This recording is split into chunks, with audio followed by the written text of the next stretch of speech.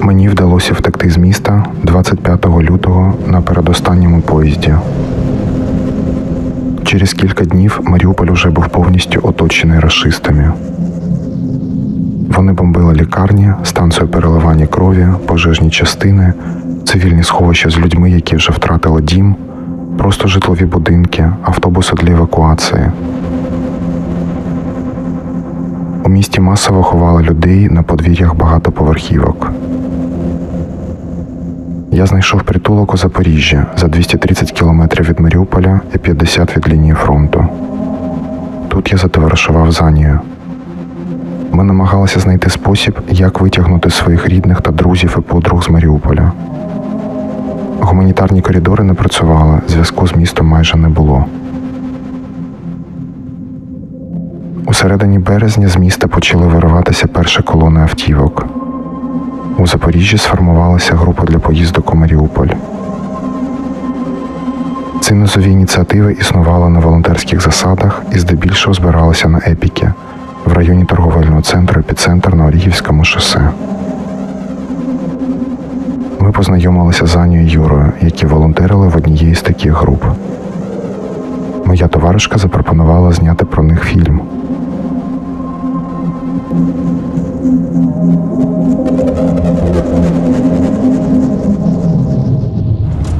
Маленькая, я к тебе приеду на кабриолете. Как тебе моя новая, блядь, тачка. На ней, правда, ездить только вот так теперь надо. Не молиться, хоть я и не верующий. Ты бусики мои с Милана забрал? Нет. Тот, блядь. Ой, блядь. То, блядь, только хрестика сейчас не хватает. Чтоб ты понимала, сигнал вот как бы тут приделывается просто. А, не работает, ладно. Ой, блядь.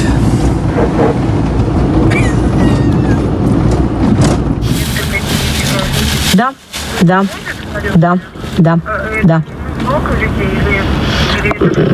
Ну, как сказать, кто едет за какой-то определенной целью, в основном все, кто вот такой пробивной, возвращаются с семьями. Просто сейчас, в Приморске доступ, так, тяжковато. Хорошо.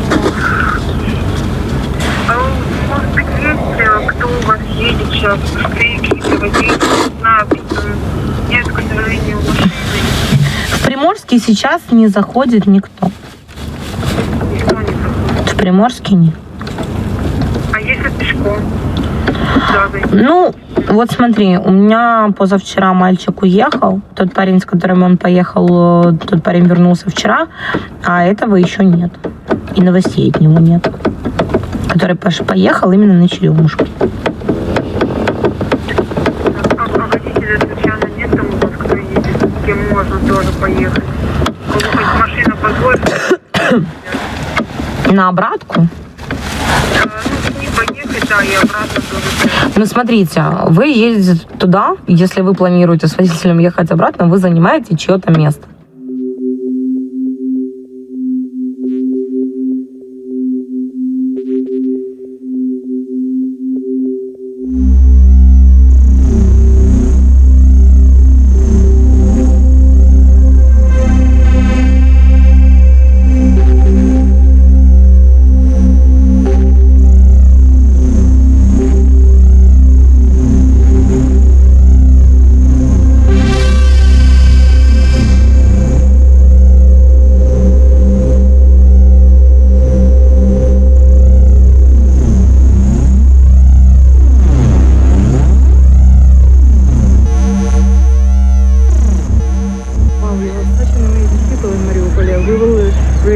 attribute all the humanitarian aid to you because you have incredibly brave and cool men and women, and we just want to help you.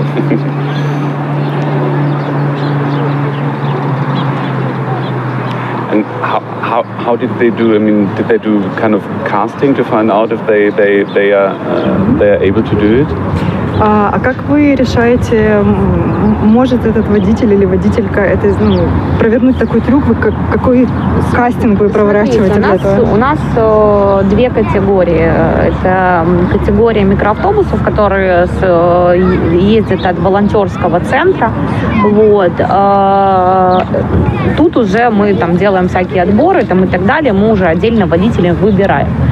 Вот. А вот эти колонны, о которых мы говорим, там нет никаких кастингов. Значит, люди приехали, им нужно ехать за родными и за близкими. Наша задача только дать им маршрут, по которому они поедут и приедут, который самый-самый-самый актуальный. Постоянно я со всеми вот так на телефоне прошу обратную связь, доехали, не доехали, где какой блокпост, где что изменилось, где что на каком блокпосту спрашивали и так далее. И полный инструктаж поведения на дороге, на блокпостах, по городу и так далее. Мы предоставляем эту информацию. Я всегда в начале инструктажа, в конце инструктажа спрашиваю, никто не передумал ехать. Потому что запретить людям ехать за своими родными близкими мы не можем. Мы можем только помочь это сделать максимально безопасно. Вот, чтобы люди хотя бы понимали, куда они едут и с чем им придется столкнуться. Все. А так других кастингов их нет.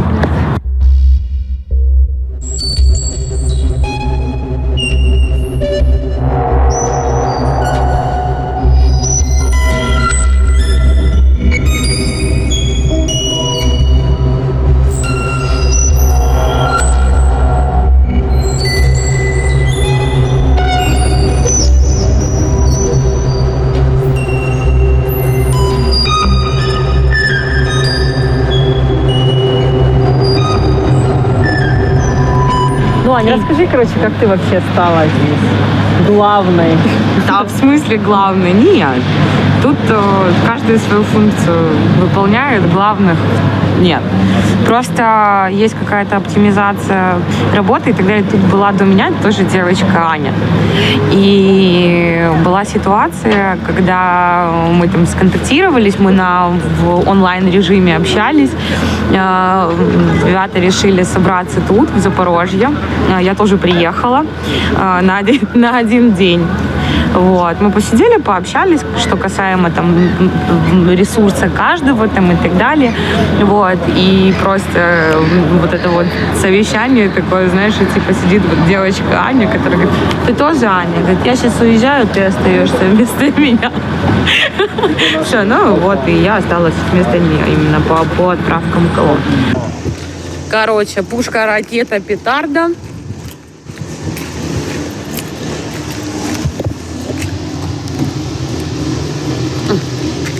С другой стороны открывается, короче. Сейчас покажу,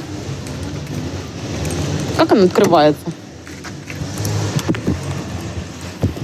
И можно сюда класть инвалидов. А вот тут сидячие места. Отличная маршруточка. Уже даже посвяченная.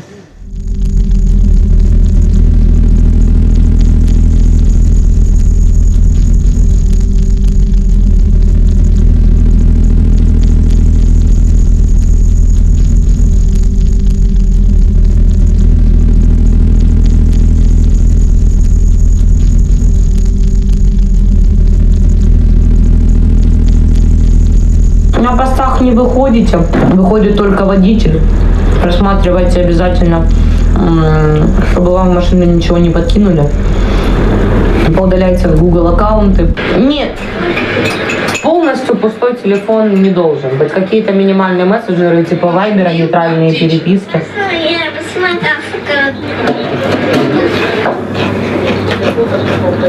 Да. И меня, Аня, волонтер, не подписывайте. Слово волонтер они не любят. Да, будете на Орехове. Наберете. А маршрут сейчас закину. Все, обняла, жду вас в Украине. Да, всего доброго, до свидания. До Куйбышева все знают, что я везу людей в больницу, блин. 1001 история. Там, получается, когда ты поворачиваешь с Розовки на конские полы, я говорю, господи, блядь, на конские раздоры, блядь. Там же дорога закрытая, там надо, типа, поворачивать это на полу, и там есть поворот, типа, и там стоят буряты и, блядь, кадыровцы. Ты ебаный волшебник, я знаю. И там, типа, они такие, что в Запорожье, у вас там, ебать, детей расстреливают? Я говорю, каких детей? Спорить будешь? Я говорю, нет. Нет, я говорю, все, говорю, еду в Куйбышев. А что в Куйбышеве больница? А, говорит, в больницу едет. Я вообще непонятно, я не знаю, за что он меня ударил. Я полез, у меня сумка, вот так вот эта, которая через, просто это бананка. Я вышел с машины, как всегда, там разденься, то все. Документы, я говорю, хорошо, я нагибаюсь за документами. Такой приход получил, я чуть не потерял, это звезды в глазах, кровь вот эта вот со рта. Я говорю, зачем? Это было так, зачем? С куском зуба со рта вот это. А он бухой был просто. И он так поставил автомат мне в кузов. Я был в жилетке, только в расстегнутой. Вот. И подбежал уже его, их военный, короче. И такой говорит, типа, мы же там не одна машина была, типа, моя. И говорит, что ты делаешь, дурак, тут же люди, короче. Он мне так, типа, жилетку отодвинул. И такой, блядь, мимо живота. И я туда, спасибо, говорю. И все, и уехал, все, без отсюда. Это в начале было, когда вы только начали ехать? Ездили? Да. Не, первый пост мне просто положил чувак вот так автомат, на вот это ухо, вот так автомат типа, на плечо. Другая история. Да. И говорит, нравится. Изначально было... Это была одна поездка? Да, просто две истории. Это в самом начале. О. Да, я прям попал вообще именно. Первая поездка была, блядь, запоминающаяся. Удивительный аттракцион. Короче, положил автомат на плечо, говорит, со словами, типа, изначально меня вытащили с машины, но я вышел со словами, типа, что приехал пидорасов укропов забирать своих. Я говорю, да там, блядь, женщина, ребенок, говорю, типа, я мужчин, говорю, не забираю. Он положил просто автомат мне на плечо, говорит, нравится? Я говорю, нет. И он просто поднял его и пульнул возле уха. Не в меня, а просто типа возле уха. Вот. И у меня вот эта вот типа, часть головы, я не слышал какое-то время. Приезжает, я же говорю, я приехал, встречай. Да. И ночь в подвале, получается. Я ночевал, потому что я людей не нашел. Ночью, типа, в подвале там ночевал. Типа, с людьми тоже, в подвале, короче. Ну, как было передвигаться вообще по городу, там же стрелять? Да, нормально, блядь. Погупать что-то. И видеть вообще город в таком состоянии? Видеть пиздец. Обливался пару раз. Да, 2 раза обливал, да, от трупов. Вот я, типа, никогда не думал, как это происходит. Ну, вот там, первый раз я увидел женщину с мужчиной в машине расстрелянных. И они уже настолько, типа, давно там лежали, что начала кожа, короче, потихоньку, уже так отслаиваться, типа, там такой видок. И вот я просто, типа, вот это вот чувство, когда ты идешь, и такой, все, не сознательно это происходит, все. А это было в городе? Да, это было на 23-м. Это было вот чуть, получается, по бульвару Шевченко, чуть дальше вот Порт-Сити. Там Порт-Сити, метро, и вот это кольцо, получается, там буквально там 300 метров по кольцу по бульвару проехать, вот с левой стороны, типа, там стояла эта машина расстрелянная. А второй раз, короче, когда я уже, типа, на адрес пришел, там, типа, Шевченко 162, по-моему, было, то там, на подходе, вот там нельзя было во двор подъехать, потому что там, разбита какая-то херня, то ли техника, то ли что-то, я уже не помню, или машина какая-то разбитая стояла. И чувак просто так с разорванным брюхом лежал, так, просто на улице, все на выворот. И вот туда, типа, я второй раз не стошнило. Так и люди приезжают с похеренной психикой. Расскажи, как ты женщины такие истории не рассказывали. Это, говорит, ворота не могли открыть, пиздец, толкали, еле открыли ворота, была рука оторванная, попала под ворота. Еле открыли те ворота и смеются. Но самое смешное было за деда, блядь. За деда этот топчик вообще. Я не знаю, можно с такого смеяться? Но я ржал так, что у меня аж слеза, блядь, пошла, честно. Короче, они... если бы ты один смеялся, я думаю, это было бы некрасиво. Они тоже смеялись, пиздец. Они смеялись, значит, тоже можно. Короче, у них, типа, не было воды вообще, там же ни газа, ни воды, ни проточной, ничего ж нету, короче. И они ходили в колодец, там, брали какую-то воду. И они вот это там пошли, короче, к этому колодцу начался то ли авиаудар, то ли арт-удар, я вот точно не знаю. И осколками отца убила, а сыну ноги оторвало, короче, которые с ними дошли. Вот. Как-то они там, типа, донесли этого сына до дома, они убежали сами, типа, и как бы донесли этого сына до дома, Отца убила, короче. А эти люди, которые, вот, получается, вот этот сын, отец и там еще какая-то их семья, не знаю, они не хотели выезжать с Мариуполя. То есть они там, мы будем до последнего сидеть. Когда отца убило, с ним там это ноги оторвало, они все, типа, выезжаем. У них машина даже своя была, они где-то там за $1000 купили 10 литров бензина, ну, условно, не знаю, за какие-то большие деньги. Они купили, типа, 10 литров бензина, заправили, заводить машину, оказалось, что они перед этим похоронили их деда этого, блядь, с ключами от машины, блядь, в кармане. Выезжать на машине, блядь, а ключей нет. Пиздец. Решили не откапывать, блядь. Я говорю, да как хули, ему же все равно, блядь, а вы уехали. Не решили, так они там нашли какого-то соседа, слили, отсосали тот бензин с машины, слили, блядь, другому соседу, уехали в 9-ром на какой-то легковушке, я не знаю на какой. Это очень сильно. Это прям очень черный юмор. Это максимально. Ну деду-то вообще похуй было, но откопали, бы эти ключи хоть забрали бы. Ему-то какая разница. Ну, типа, там люди не стесняются рассказывать, что они с трупов одежду снимают, что они там телефоны забирают, если, типа, идет труп, ну, что и какая ему разница, без одежды он труп или в одежде он труп. Ну, и там люди не стесняются этого рассказывать, потому что, ну, говорят, вот мы образно, там, нам попали в квартиру, квартира сгорела со всей одеждой, а я там образно в топике каком-то стою, холодно, ну, и тут лежит труп, как бы, блядь, с курткой. Все, значит, куртка моя будет. Из-за того, что попали. Да, конечно, ну так это так и есть. Ну, типа, если бы я не смеялся, я бы туда никогда не поехал. Ну, потому что туда страшно ехать. Да? Поэтому... Мы не сидели, не смеялись. Да, а так как дурак едешь, смеешься, что ты уебан смеешься. Ну, такой, блядь, уебан, все. Ну, езжай тогда, блядь, все. Кому ты нахуй нужен такой? Пацаны, что там, кроссовки, симки, блядь, кому заказываю? 2 дня в Донецк еду, все, блядь, нормально. Часы, конечно. Барыга. Ну, кореш, ебать, работает, блядь, в магазине. По часы нехуй делать. Конечно, блядь, смарт. Памперсы, пожалуйста. Да, ну а хули там, как еще проезжать, блядь, по-другому?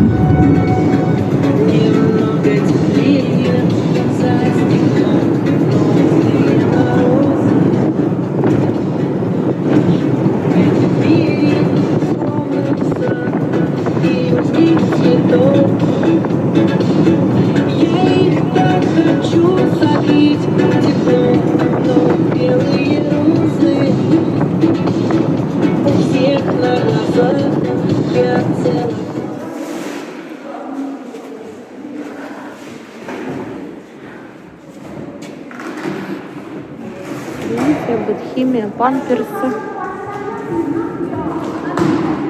объемами. Это первая фура. Печенье. В общем, ну, посмотри, как я невероятно выгляжу. Я только еду домой. Посмотри, завязанная головой, все как положено. Вот. Как только приведу себя в порядок, съезжу на ноль, сразу отпишу. А как ты влилась вообще туда? С первого дня? Что? Приехали, первые 2 дня посидели, посмотрели, поскромничали. Вот. Подумали о том, что надо оптимизировать работу. Вот. Получилось так о том, что вот эти вот зеленые коридоры и так далее, они просто не работали. Вот. Ну и решили о том, что вот есть актуальные маршруты, по которым каждый день там водители уезжают, приезжают. Ну зачем мы будем ехать там 320 километров, вот, тем более по той зоне, которая там обстреливается и так далее, если мы можем там поехать немного по другому пути. Все равно все люди едут на свой страх и риск. По оккупированным территориям мы не можем предоставить людям сопровождение, разве что Божье благословение.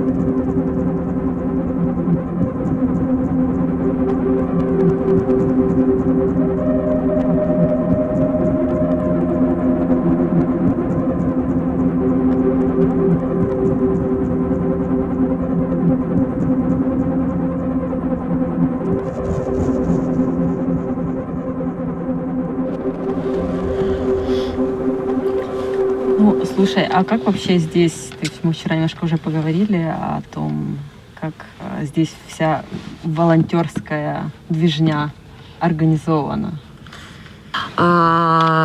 Никто себя не именует. Тут ребята с Help Mariupol, тут ребята с Братского сердца и так далее. От каждой какой-то группы волонтерской из всей Украины, всей точки, тут есть представитель, которые захотели по факту на передовую приехать и что-то делать по факту по месту. Тут в основном самые такие отбитые ребята сидят. Но мы просто себя никак не называем. Запорожская міська рада, они организовывают там централизованное расселение, отправку людей на Польшу, на Западную Украину и так далее. Вот. Понятно, что им нужно показывать себя. Потом Мариупольская міська рада, что пакеты выдают. Ну, она вообще как-то помогает? Можно было бы больше помогать? Я думаю, да. Где? Где эти люди? Ни разу никто их тут не видел. Якобы они есть, но их нет. Да, они своими ресурсами, они выдают гуманитарку и так далее. Почему это делается сейчас? Почему это не делалось до того, как Мариуполь захватили? Кому нужны были те ссаные лавки, фонтаны и все остальное? Когда у нас под городом, под заводами бомбоубежище в 4 этажа вниз, которые выдерживают атомную бомбу. Почему нельзя было просто поставить 2 ПВО, систему оповещения и оборудовать бомбоубежище, оповестить о том, что авиаудары, людей всех собрать под заводы, весь город бы поместился под наши заводы. Люди бы остались живы.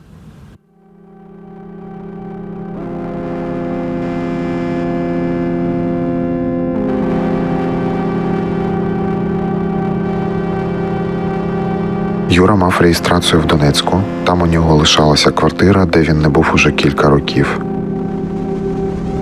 Як у нікчемному сценарії, бо надто круто придумано і все одно ніхто не повірить, Юра отримав дзвінок від органів так званої ДНР, знаходячись у Запоріжжі. Органи йому повідомили, що проти нього порушена справа за шпіонаж і ще якусь хуйню. Це означало смертну кару на території, контрольованій рашистами. Але в той день Юра був на території під контролем України. Він не поїхав у Маріуполь через сильні обстріли вздовж траси.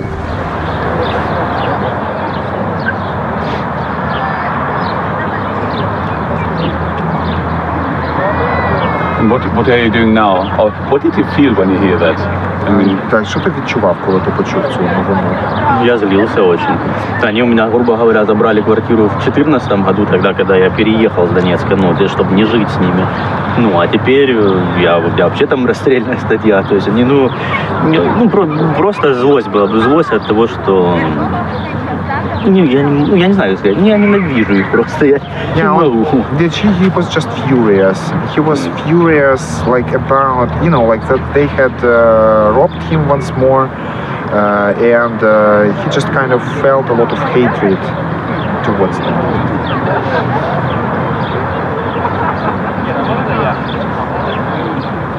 how did you feel about knowing that you can't go back? Was it like... Як ти почуваєшся, що ти не зможеш... Sorry, to Mariupol or to Donetsk? Yeah, not again to Mariupol. Як ти почуваєшся, що ти не можеш більше туди поїхати зараз рятувати? Поначалу было тяжело, сейчас уже нормально, просто я переключился. То есть, если я не могу поехать помогать людям, вывозить их оттуда, то я могу помогать людям здесь. Помогаю, я сейчас больше переключился, я помогаю именно нашей армии. Все, так как я туда уже не въездной, мне уже скрывать нечего, то сейчас я занимаюсь именно помощью нашей армии, даже больше, чем просто людям. But a relief is not a relief that... I imagine that when I know that I can't do the very dangerous stuff, I feel kind of relief. Ощущал ли ты какое-то облегчение, что тебе больше, что ты теперь делаешь? No relief. Это как будто бы ты потерял любимую работу. Yeah, it's like you've lost your favorite job, like your dream job.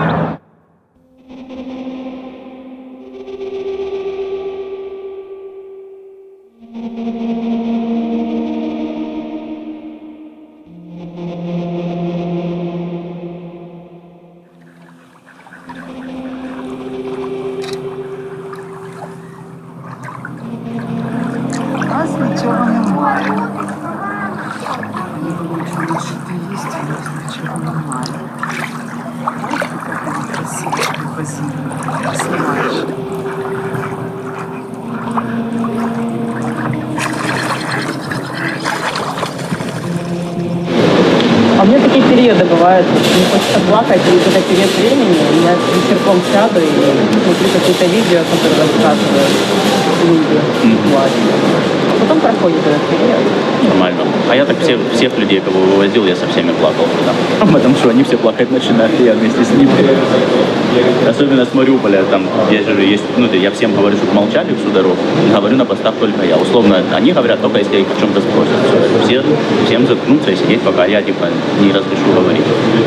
И вот, когда первый блокпост наш, я знаю, где люди не знают, а я знаю. И когда я там, доброго дня, все, там сзади начинаются ура, крики, слава Украине, слезы. Все рыдают. Мужики, женщины, дети, все плачут. Ну, и я вместе с ними рыдаю. Что делать? Это какая-то...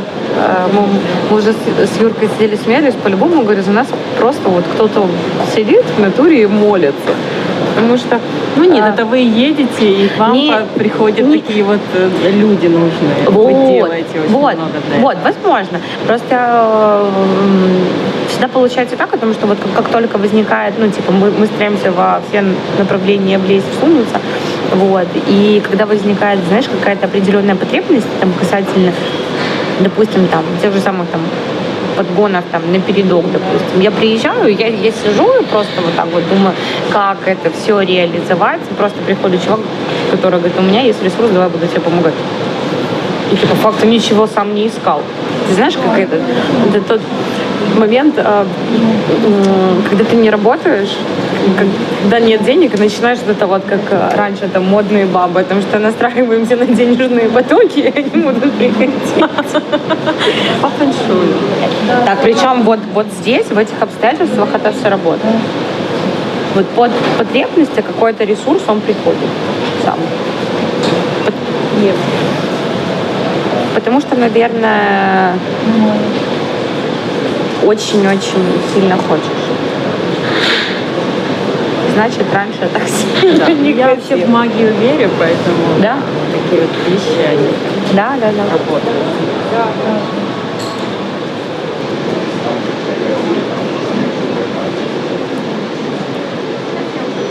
Да, это эпицентр вообще. Такое место. Место силы, да. Я приехала первый раз в Запорожье, я вот сюда прибежала, и тут они еще внутри были, Да, наверное, знаю. да.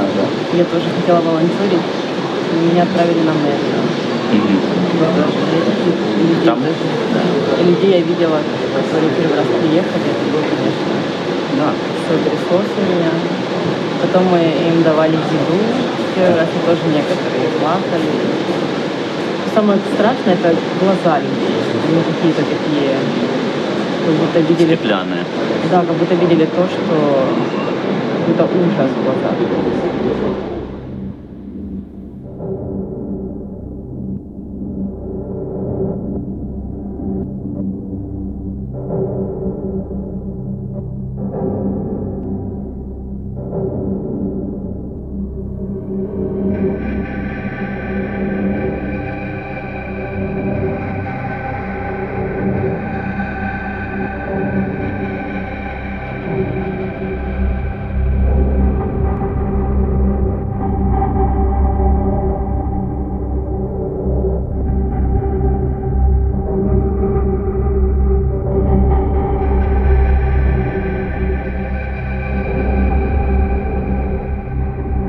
Фотографії маріупольців та маріупольчанок, яких врятували водії та водійки з команди Ані. Вони зроблені біля епіцентру протягом березня-квітня 2022 року. Саме тут надавали першу допомогу всім евакуйованим. Для фільму очі врятованих були збільшені в 5600 разів. Кожне зображення розміром 1 чи 2 кілобайти. Нам треба докласти багато зусиль, щоб уявити і осмислити те, що пережили ці люди.